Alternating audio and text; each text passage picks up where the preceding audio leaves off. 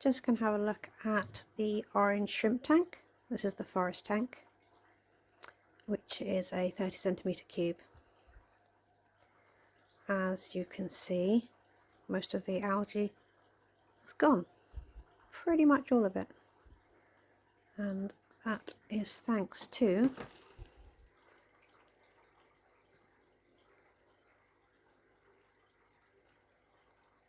that didn't work. It's thanks to 2 amano shrimp. They were right there, now they've gone. Really, I should call this my pink ram's horn tank, because there are about 1 million in here. This is the first one. I only put 1 in, and apparently if you don't overfeed your tank, you won't have a snail problem. I reckon I put maybe 1 sinking catfish pellet in here a week, or 1/8 of an algae wafer. There are 5 orange shrimp in here and 2 amanos,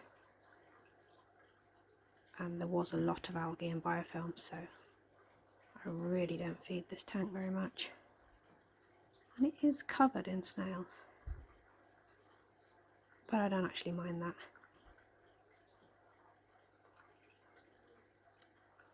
None of these shrimp are buried yet. I keep checking them.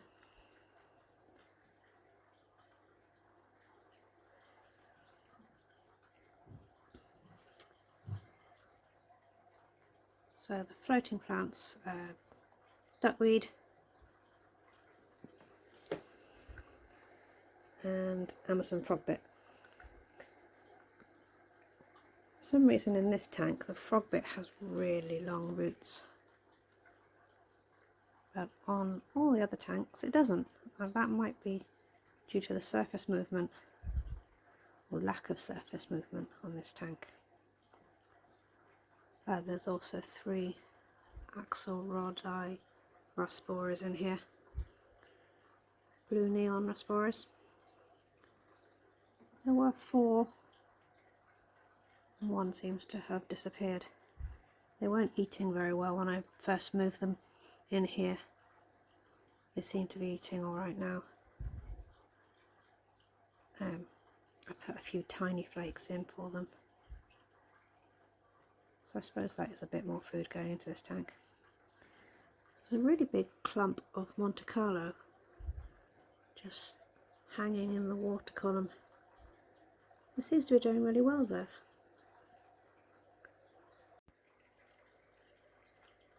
This is a Hydrocotta tripartita, I think, and it's not a plant I've had any joy with ever, but this one seems to have melted a bit and is now coming back. There are a few new leaves. There is a root tab under there. There's a lot of aqua soil in this tank. On one of the tree trunks I've tied some moss. I gave it a bit of a trim. That seems to be growing in really nicely.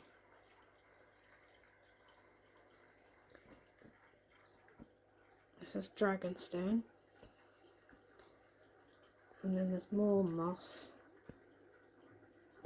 poked in the gaps there. Doesn't get a lot of light under that canopy. It's doing alright. That's just the Tropica taxophyllum moss. And then we've got some hairgrass and more Monte Carlo down here. That's doing really well. I'm really happy with it.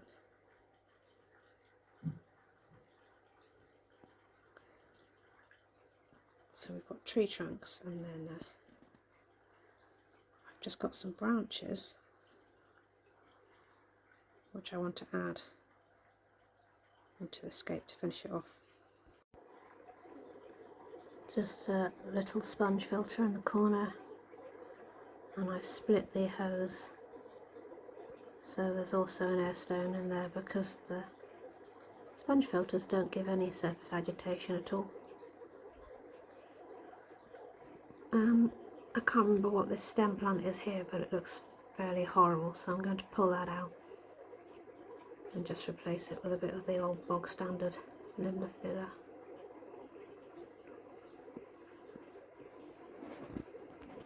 There's a slightly larger leafed grass there. There you can see some of the moss.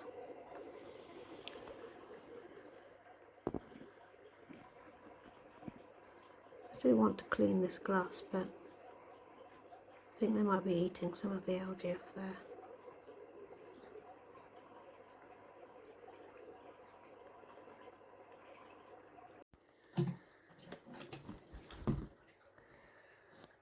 So I got these from the farm.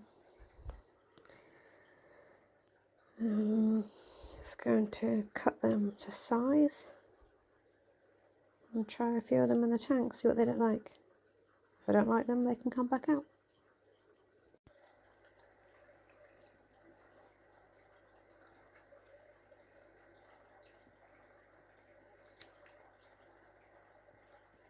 I always feel like a bomb disposal expert doing this. Well, expert isn't the right word. Hello. When are you going to have babies?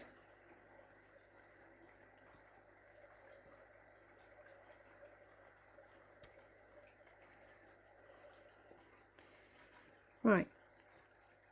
I've put in some branches, so it looks like there are some smaller trees growing. I've replanted a bit of limno there and trimmed it a bit. I know it's not a very exciting plant, but it does grow really well.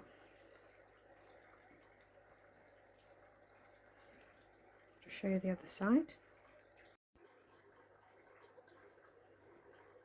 Put a few in that side. Got rid of that stem plant, it wasn't doing very well.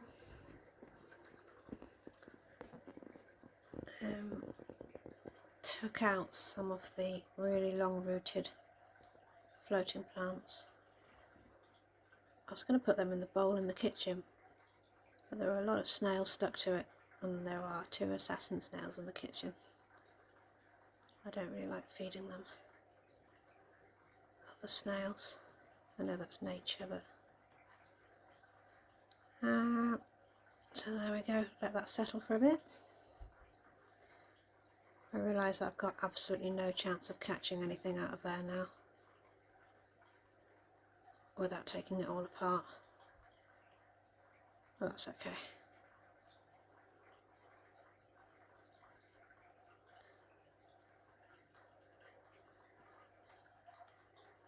So that's the seedling's job.